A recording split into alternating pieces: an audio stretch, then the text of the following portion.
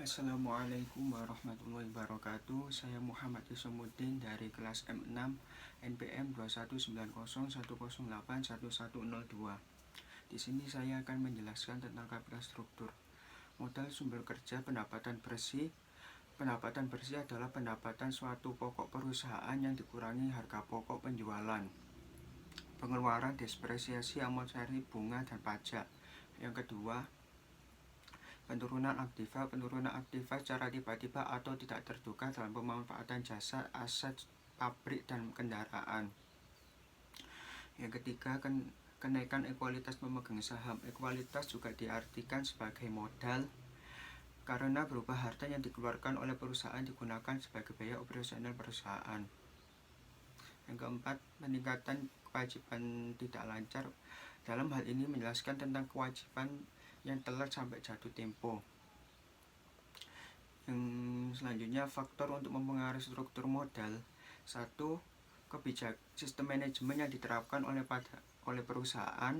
Yang kedua, kebijakan yang diinginkan oleh perusahaan. Ketiga, ruang lingkup aktivitas bisnis yang dijalankan.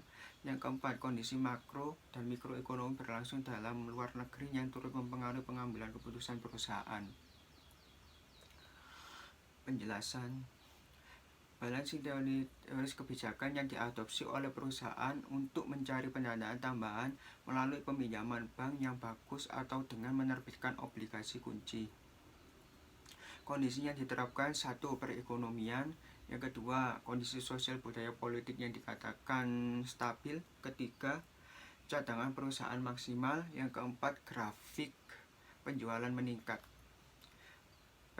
Pecking order teori, kebijakan yang dikejar oleh perusahaan mencari lainnya dapat pendanaan dengan menjual aset yang dimiliki. Kondisi diterapkan oleh pecking order teori. 1. Perusahaan menjual aset berdasarkan besarnya kebutuhan. Kedua, kondisi ekonomi instabilitas. Ketiga, penjualan aset tidak mempengaruhi kondisi keuangan perusahaan.